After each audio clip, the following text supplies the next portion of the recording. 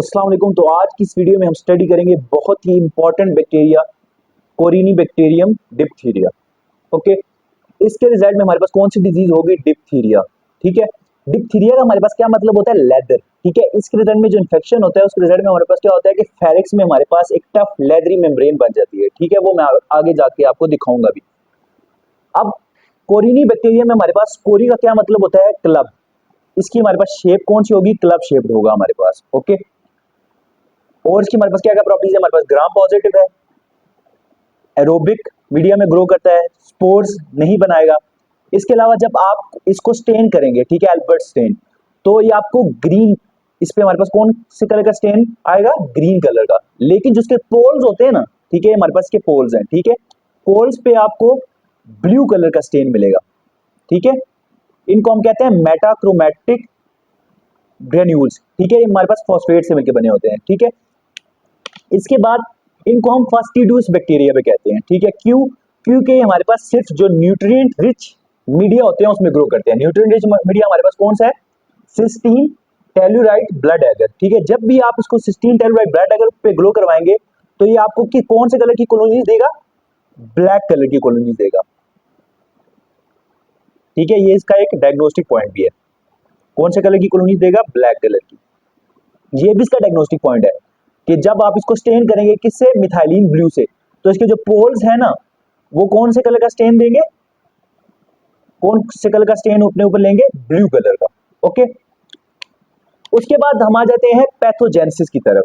ठीक है, जो हमारे पास डिप्थीरिया बैक्टीरिया होता है ये हमारे पास साइटोटॉक्सिक होता है। साइटोटॉक्सिक का क्या मतलब है? ये होस्ट सेल को डिस्ट्रॉय करता है। ठीक है, अब डिस्ट्रॉय कैसे करेगा, उनकी नेक्रोसिस कैसे करवाएगा, ये हम देखते हैं। उसकी पैथोजेनेसिस, सबसे पहले हमारे पास एक टॉक्सिन प्रोड्यूस करवाता है, डिप्थीरिया टॉक्सिन।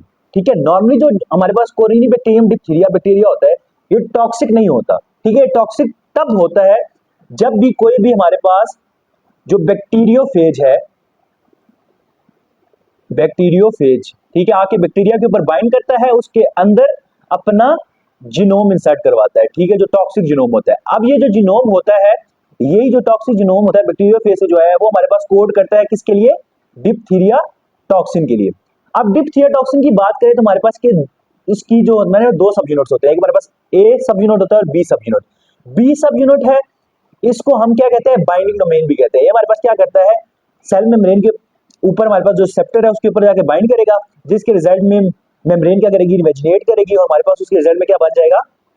एंडोसोम बन जाएगा। ठीक है, अब इस एंडोसोम के अंदर क्या होगा कि पीएच बहुत ज्यादा हाई हो जाएगी। पीएच हाई होगी तो हमारे पास जो अल्फा और ये जो ए और बी सब यूनिट है ये एक दूसरे से क्या कर जाएंगे? डिटैच कर जाएंगे। ठीक है, डिटैच करेंगे तो क्या होगा कि जो ए सब यूनिट है ना, ठीक है, वो हमारे पास एंडोसोम से क्या आ जाएगा? बाहर आ जाएगा। बाहर आएगा तो ए सब यूनिट का हमारे पास क्या काम होता है? ये हमारे पास एडीपी राइबोसाइलेशन करवाता है किसकी? इलॉन्गेशन फैक्टर 2 की। इलॉन्गेशन फैक्टर क्या करवाएगा हमारे पास? बेसिकली आपने अगर फर्स्ट ईयर में पढ़ा हो, इलॉन्गेशन फैक्टर क्या करवाता था जेनेटिक्स में? इलॉन्गेशन फैक्टर हमारे पास अमीनो एसिड्स को आपस में जोड़ता जाता है, हमारे पास प्रोटीन सिंथेसिस होती है। ठीक है, अगर ये इलॉन्गेशन फैक्टर की एडीपी राइबोसाइलेशन करवा देगा तो उसके रिजल्ट में जो इलॉन्गेशन फैक्टर है वो क्या हो जाएगा? इनहिबिट हो जाएगा। ठीक है, इलॉन्गेशन फैक्टर हमारे पास प्रोटीन सिंथेसिस करवा रहा था तो हमारे पास प्रोटीन सिंथेसिस नहीं होगी, जिसके रिजल्ट में सेल की क्या हो जाएगी? डेथ हो जाएगी। ये थी हमारे पास की क्या थी? पैथोजेनेसिस। ओके, अब हमारे पास डिप्थीरिया की दो फॉर्म्स होती है, cutaneous diphtheria and pharyngeal diphtheria. Cutaneous diphtheria क्यों होता है? जब भी कोई भी आपकी स्किन में ओपन लीजन होगी, ठीक है, तो उसके रिजल्ट में क्यूटेनियस डिप्थीरिया होता है। इस क्यूटेनियस डिप्थीरिया के रिजल्ट में आपको क्या मिलेंगे? क्रोनिक स्किन अल्सर्स मिलेंगे। ठीक है, जो बहुत ही शैलो होंगे। ओके, ये आपके पास कौन सी कंडीशन है? क्यूटेनियस डिप्थीरिया की, जिसके रिजल्ट में आपको क्रोनिक स्किन अल्सर्स मिलेंगे जो कि बहुत ही ज़्यादा शैलो होंगे। ठीक है, ये काफ़ी लंबे इसके अरसे बाद जो तक हमारे पास की पेशेंट को दूसरी रहेंगे। फॉर्म होती है वो हमारे पास होती है फेरेंजियल डिप्थीरिया। ठीक है, ये हमारे पास इसका ट्रांसमिशन कैसे होता है? ये हमारे पास कफिंग या स्नीजिंग के थ्रू फैल सकता है। ठीक है, जब डिप्थीरिया आपके फेरिंक्स में जाएगा, फेरिंक्स में क्या करेगा? ठीक है, डिप्थीरिया टॉक्सिन रिलीज करवाएगा। डिप्थीरिया टॉक्सिन क्या करवाता है? ठीक है, आपकी जो फेरिंक्स के एपिथेलियल सेल्स है उनकी डेथ करवाएगा। ठीक है, उसके रिजल्ट में जो एक नेक्रोटिक टिश्यू बन जाएगा ना आपके फेरिंक्स में, ठीक है, उसके रिजल्ट में हमारे पास क्या बनेगी? एक लेदरी मेम्ब्रेन बनेगी। उस लेदरी मेम्ब्रेन को हम कहते हैं सीडो मेम्ब्रेन। ओके, अब क्या हुआ? वो टॉक्सिन फेरिक्स में गया, फेरिक्स में उसने क्या करवाया?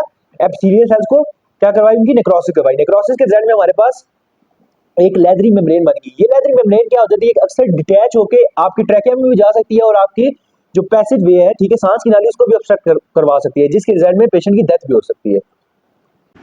ये आपके पास कौन सी कंडीशन है, फ्रिंजियल डिप्थीरिया की, जिसके रिजल्ट में आपको एक लेदरी मेम्ब्रेन मिलेगी फेरिंक्स में, जो आप अब जो हमारे नीचे भी जा सकती है जो और हमारे आपके पास फेरिंजियल डिप्थीरिया है, ठीक है, उसके रिजल्ट में पेशेंट को क्या क्या सिम्टम्स आएंगे। सबसे पहले उसको लो ग्रेड फीवर होगा, वीकनेस होगी। इसके बाद आपको स्यूडो मेम्ब्रेन मिलेगी, इसके आप उसको माउथ ओपन करेंगे, ठीक है, फेरिंक्स वाले एरिया में। इसके बाद जो जो रेसिडो मेम्ब्रेन बने होगी, उसके रिजल्ट में उसको ब्रीथिंग डिफिकल्टी आएगी, ठीक है, जिसके रिजल्ट में आपको वीजिंग साउंड सुनाई देगी, ठीक है, ऐसे डिफिकल्टी वाली वो सांस सही से नहीं ले पाएगा। उसके बाद उसको गले में दर्द होगा, ठीक है, स्यूडो मेम्ब्रेन जब बनी होगी, ठीक है, तो आपको फेरिंक्स हो जारी बात है, वो ऑब्स्ट्रक्ट कर रही है, तो उसके रिजल्ट में उसको सोर थ्रॉट होगा। इसके बाद आपको जो एक्सटर्नल फीचर में उसको आपको क्या मिलेगी, बहुत इंपॉर्टेंट क्लिनिकल फीचर, बल नेक मिलेगी, ठीक है, नेक उसकी पूरी क्या होगी, सूजी हुई होगी, ठीक है, स्वोलन नेक होगी। कॉम्प्लिकेशन की बात करें, अगर हमारे पास ये फेरिंक्स से, ठीक है, जो हमारे पास टॉक्सिन है, ठीक है, वो डीप चला जाता है, ठीक है, बैक्टीरिया डिप्थीरिया डीप चला जाता है इनटू ब्लड। ब्लड से हमारे पास ये हमारे पास कहाँ जा सकता है, हार्ट में। हार्ट में हमारे पास क्या करवा सकता है, मायोकार्डाइटिस, ठीक है, इन्फ्लेमेशन करवा देगा कार्डियक मसल सेल्स की, ठीक है, जिसके रिजल्ट में पेशेंट को क्या कॉम्प्लिकेशन हो सकते हैं, एरिथमिया भी हो सकते हैं और हार्ट फेल भी कर सकता है, ठीक है। इसके बाद हमारे पास किडनीज में जाता है, वहां कर जो हमारे पास ट्यूब्यूल्स होते हैं उनकी क्या करवा देते हैं, नेक्रोसिस करवा देता है, जिसको हम कहते हैं रीनल ट्यूबुलर नेक्रोसिस, जिसके रिजल्ट में उसको क्या सिम्टम आएगा, ओलिगोयूरिया, ठीक है, उसको यूरिन बहुत ज्यादा कम आना शुरू हो जाएगा। इसके बाद वो हमारे पास नर्व्स में जाएगा और नर्व्स की हमारे पास क्या करवा देगा, डीमाइलिनेशन करवा देता है। डीमाइलिनेशन हमारे पास मोस्टली दो नर्व्स की ना इसके रिजल्ट में पाल्सी होती है, ठीक है, अक्यूलोमोटर नर्व की और फेनिक नर्व की। अक्यूलोमोटर नर्व की पाल्सी होगी तो उसके रिजल्ट में उसको क्या क्या सिम्टम्स आएंगे, डिप्लोपिया, और उसकी आई की जो मूवमेंट्स होती है ना, ठीक है, वो अपनी सही नहीं कर पाएगा, ठीक है, एबडक्शन एडक्शन जितनी भी मूवमेंट्स होती है आएगी। फेनिक नर्व की पाल्सी होगी तो उसके रिजल्ट में उसको ब्रीथिंग में ट्रबल आएगी। ओके,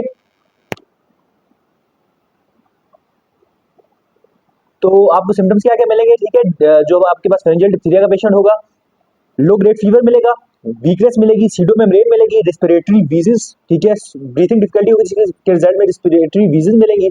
इसके बाद सोर थ्रॉट मिलेगा, बल नेक मिलेगी। कॉम्प्लिकेशन में जाएंगे तो हमारे पास अगर ब्लड में चला जाए बैक्टीरिया तो उसके रिजल्ट में मायोकार्डाइटिस काज करवा सकता है, ठीक है, रीनल ट्यूबुलर नेक्रोसिस काज करवा सकता है, नर्व डिमाइलेशन करवा सकता है, जिसके रिजल्ट में दो में नर्व्स की डीप पैल्सी होगी, phrenic nerve and oculomotor nerve.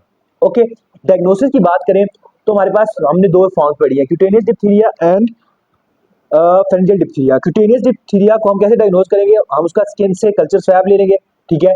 Pharyngeal diphtheria के लिए हम फेरिंक्स के से कल्चर स्वैब ले लेंगे, पीसीआर करेंगे, ठीक है, चेक करेंगे कि उसका डीएनए टॉक्सिजेनिक है, उसको किसी बैक्टीरियोफेज ने इन्फेक्ट किया हुआ है। उसके बाद मिथाइलिन ब्लू स्टेन करते हैं, ठीक है, ये हमारे पास पोल्स को कौन सा कलर देगा, ब्लू कलर। इससे हम कंफर्म कर लेंगे कि हमारे पास ये पेशेंट किससे इन्फेक्टेड है, डिप्थीरिया बैक्टीरिया से। ओके, इसके बाद हम इस बैक्टीरिया को अगर सिस्टीन टेलोराइड ब्लड अगर पे ग्रो करवाएं तो उसके रिजल्ट में वहां हमारे पास कौन सी कलर की कॉलोनीज देगा, ब्लैक कलर की कॉलोनीज देगा। ओके, इसके बाद लेवेंसर में एक टेस्ट लिखा हुआ है 6 टेस्ट, ठीक है। अब नॉर्मली आपको पता है जो कोरिनी बैक्टीरियम डिप्थीरिया की डिजीज है, ठीक है, और लोगों में होती है या जो तो अनवैक्सीनेटेड होते हैं या हमारे पास इम्यूनो कम्प्रोमाइज होते हैं।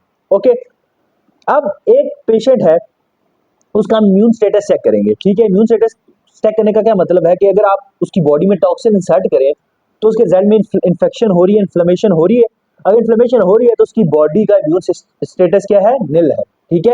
वो बॉडी जो आपकी बॉडी है वो टॉक्सिन के लिए इम्यूनाइज्ड नहीं है, तो उस केस में आप उसको क्या लगाएंगे, वैक्सीन लगाएंगे।